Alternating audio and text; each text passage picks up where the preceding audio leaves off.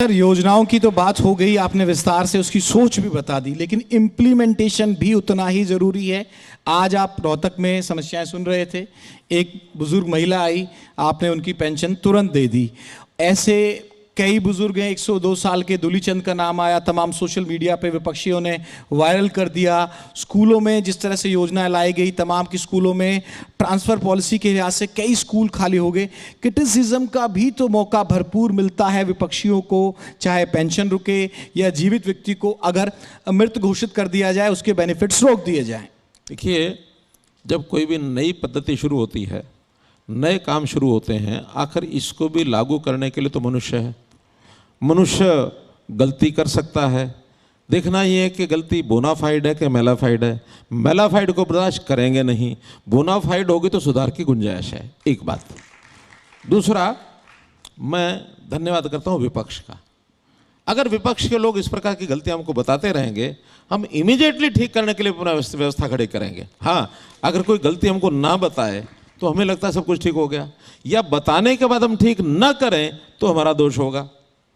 अगर किसी की तो आज मैं पूछ सकता हूं इस मंच से, जितनी भी पेंशन का मुद्दा है, रोहतक से 2-3 आए हैं, सीएम साहब खुले दिल से इन तमाम चीज़ों को, हालांकि आप घोषणा भी करके आए हैं, कुछ ब्रीफिंग भी है, कब तक वो पेंशन का जो पूरा मुद्दा है, गलत कटी है, कब तक ठीक हो जाएगी? रेगुलरली पोर्टल बनाया गया है, जिसकी भी इस प्रकार की गलत काटी गई है उसको दर्ज करते हैं। वो दर्ज करने के बाद फिर हमारे स्थानीय इकाई से लेकर स्थानीय इकाई, सेक्टर इकाई, जोनल इकाई, डिस्ट्रिक्ट इकाई, स्टेट इकाई, वो उसके ऊपर साए नज़र रखते हैं। जिस भी लेवल पर गलती हुई है उसको ठीक करते हैं। और सामान्यतः अभी तक जो हो रहा है, जितने आ रहे हैं, विद इन वन मंथ वो सारी चीज़ें ठीक हो जाती हैं। अब अगर कोई अप्लाई नहीं करेगा या किसी की शिकायत ही गलत है, मान लो कोई आदमी कहता है कि मेरी तो इनकम गलत लिखी गई, सर्वे करना पड़ेगा हमको कि उसकी इनकम कितनी लिखी गई है, ठीक है कि गलत है। उसमें कैप है, और वो कैप है पति पत्नी यानी जो बुजुर्ग हैं उनकी आय 2 लाख से ज़्यादा नहीं होनी चाहिए। ऐसे ऐसे किस्से आए जो 4-4, 5-5 लाख रुपया कमाते हैं, फिर भी पेंशन ली हुई है। पेंशन लेने में एक समय ऐसा होता था, लोगों को संकोच होता था। एक समय हमारे पिताजी ने कहा कि बुजुर्गों की पेंशन है क्या है। मैंने कहा क्यों, आपकी क्या चिंता है? कि नहीं, सब ले रहे हैं, मैं भी ले लेता हूँ। मैंने कहा आपके पास कमी है क्या कोई? कि कमी तो कोई नहीं है, ज़मीन है, कमाते हैं, खाते हैं, किसान थे मेरे पिताजी। आपके अब बेटे भी कमाने वाले हो गए हैं, क्यों लालच है? हाँ, तो ध्यान में आ गया, नहीं लेनी चाहिए, नहीं ली पेंशन उन्होंने। अब ये स्वभाव है। ताउम्र नहीं ली, ताउम्र नहीं ली उन्होंने, नहीं ली। उन्होंने पेंशन नहीं ली है ना, हमारे माताजी ने, पिताजी ने, किसे नहीं। सीएम साहब, क्योंकि दादी के टाइम पर तो वो ज्यादा थी भी नहीं। विकास की बात करेंगे तो बहुत लंबी फेरिस्त है आपके पास। अब जो विकास की उपलब्धियां हैं, आपको लग रहा है कि फिर से आपको ये सत्ता दिलाएगा 2024 में? क्योंकि मैं देहरादून में आपसे मिला जब सीएम पुष्कर सिंह धामी की आप शपथ ग्रहण समारोह में थे, तो तब आपने कहा था कि वहां भी इतिहास बदलेगा हरियाणा में। तो इतिहास बदलेगा? जैसे उत्तर प्रदेश के बारे में शंका, उत्तराखंड के बारे में शंकाएं आप कर रहे थे ना उस समय, हाँ। तो हमने क्या कहा था उस समय? हमने कहा था कि चिंता छोड़ दे सभी पक्ष वाले। हाँ। हरियाणा में हम कह चुके हैं कि 24 की चिंता वो ना करें, 29 में सोचेंगे क्या करना है। नहीं, अकेले दम पर या सहारे की जरूरत होगी? देखिए, ये समय समय की बात है। हाँ। कैसा उस समय अवसर होगा, क्या होगा, जो हमारा साथ देगा उसको साथ लेके चलेंगे, साथ नहीं देगा उसके बावजूद चलेंगे, विरोध करेगा तो उसको जवाब देंगे। यानी एक चर्चा है, देखिए यहाँ बहुत अच्छी खबर मिलेगी, क्योंकि लोग बहुत राजनीति, क्योंकि अब चुनावी मोड में आ गया हरियाणा, अब क्योंकि लोकसभा के चुनाव भी हैं और हरियाणा में भी है। अब चर्चा है, लोग क्या लोकसभा के साथ ही कराएंगे कि बेड़ा पार ऐसे ही होगा मोदी जी के नाम पे? और देख लीजिए, पिछली बार भी आपने कंसीडर जरूर किया था, तो क्या लोकसभा के साथ विधानसभा चुनाव देखेंगे? एक ही फैक्टर है, वो फैक्टर है कि मोदी जी ने कहा था कि हम देश में एक व्यवस्था खड़ी करना चाहते हैं कि सारे चुनाव एक साथ हों, और वो एक अच्छा पहलू है। मुझे लगता है कि अधिकांश लोगों ने इसको स्वीकार किया है कि हर साल में किसी प्रांत का इसका उसका चुनाव चलता रहता है। 5 साल टर्म होता है, लेकिन 5 साल इतने सारे प्रांत हैं, हर प्रांत का अलग अलग पीरियड पर 5 साल पूरा होता है। अभी जैसे उत्तराखंड का चुनाव होके चुका है, अभी हिमाचल का, गुजरात का आ जाएगा, फिर मध्य प्रदेश का आ जाएगा। तो ऐसे ही लगातार साल भर जो चुनाव चलते, 5 साल यानी लगातार बीच में जो चुनाव चलते रहते हैं, ये कोई अच्छी पद्धति नहीं है और सब लोग मान चुके हैं। लेकिन हमारे संविधान में व्यवस्था नहीं है।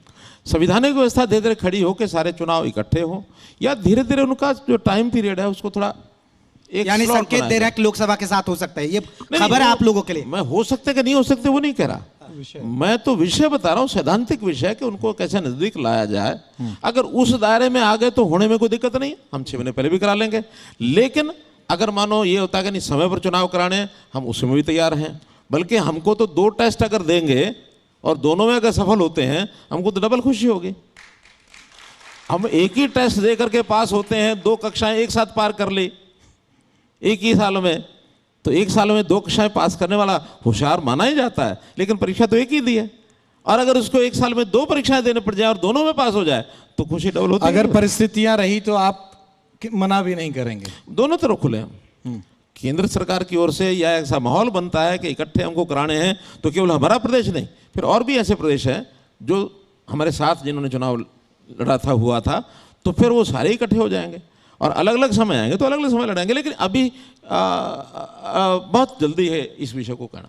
सर, आज एक मंच बड़ा है तो थोड़ी सी फ्रीडम के साथ ज़्यादा सवाल भी हो जाएंगे।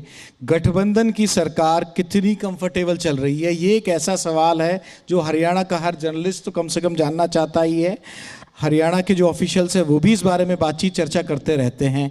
आपने सरकार इंडिपेंडेंट भी चलाई थी, पिछली सरकार में मुख्यमंत्री थे, अब गठबंधन के साथ चला रहे हैं। और मैं ये सवाल पूछने के लिए बाध्य इस वजह से हूँ कि एक झटका देने की कोशिश हरियाणा बीजेपी की यूनिट की तरफ से दी गई थी कि एक चुनाव निकाय के चुनाव थे, वहाँ ऐलान कर दिया गया, जेजेपी से भी तलवारें खिंच गई, बीजेपी से भी तलवारें खिंच गई। अब किस राष्ट्रीय स्तर पर फैसला हुआ कि दोनों भाई साथ मिलकर चलने लगे, जो गठबंधन सरकार के जो भाई हैं। ये गठबंधन का जो पेच है कितना फंसा हुआ है, कितना सुलझा हुआ है? हेड ऑफ द स्टेट आप हैं। देखिए, हमारी पार्टी एक लोकतांत्रिक पार्टी है, और जब लोकतांत्रिक पार्टी होती है कुछ तो कहने के लिए होते हैं। अब ये कहते तो कांग्रेस वाले भी हम लोकतांत्रिक हैं, लेकिन वो जब अध्यक्ष बनाते हैं अपना राष्ट्रीय स्तर पर या प्रदेश स्तर पर नीचे से ऊपर तक, वो पहले से इबारत लिखी हुई होती है और लिखे के बाद वहाँ से एक निकाल लेते हैं कुछ भी। अभी भी करेंगे ही वो, महीना 2 महीने बाद करेंगे ही वो। लेकिन हमारे यहाँ भारतीय जनता पार्टी या इसका जो पूर्व स्वरूप जनसंघ, तब से लेकर के आज तक रियल डेमोक्रेसी में विश्वास करते हैं। हम खुल करके चर्चा करते हैं, और जब खुलकर चर्चा करते हैं तो जब इतने सारे लोग होते हैं उनकी राय सबकी अलग अलग आनी स्वाभाविक होती है। लोकतंत्र वही है जब राय अलग अलग हो, और साथ उसकी निशानी ये भी है कि सब मिल करके बाद में किसी एक निर्णय पर पहुँचे। जब एक निर्णय पर पहुँचते हैं तो वो राय तो सबकी नहीं हो सकती, लेकिन जब निर्णय हो जाता तो निर्णय वो सबका होता है। राय अलग अलग होने के बाद भी निर्णय सबका सीएम होता है। साहब देखिए, क्योंकि वक्त की कमी रहती है, आप मुख्यमंत्री 2.25 करोड़ से भी ज्यादा की आबादी की जिम्मेदारी आप पे। जल्दी जल्दी 2-4 सवाल मैं रैपिड फायर पूछूंगा। सर, SYL का पानी कहाँ है? राजधानी कब मिलेगी? हमारी विधानसभा कब आएगी? सर, नौकरियां जो लोगों की जो विपक्ष सवाल उठाता है, शिक्षकों की भर्ती पेंडिंग है, स्कूल बंद हो रहे हैं, बहुत सारे सवाल हैं भाई। सबके सवाल आगे होंगे लगभग, क्योंकि भर्तियों की बड़ी चिंता होती है हरियाणा के लोगों को। नहीं, तो सर, इन पर जवाब दे दीजिए। शरीर को जो बीमारियां होती है ना, कुछ क्रॉनिक होती है, कुछ इमीडिएट होती है, तो तत्काल उसका इलाज होता है। क्रॉनिक बीमारियों को आप ये कहो कि अभी गोली दे दे अभी ठीक हो जाएगी, you cannot expect it. SYL का मुद्दा आज का है क्या? राजधानी का मुद्दा आज का है क्या? चंडीगढ़ का मुद्दा आज का है क्या? इतना समय लगा है, फॉल्व कभी भी हो सकता है। जब लोहार किसी लोहे को काटने के लिए अपनी वो छेनी रखता है, उसके ऊपर हथौड़ा मारता है, 1 2 3 4 5 कितने हथौड़े मारता है, और कौन से हथौड़े पर वो कट गया लोहा या सरिया, वो आखिरी किसी लोहे पर कटता है ना।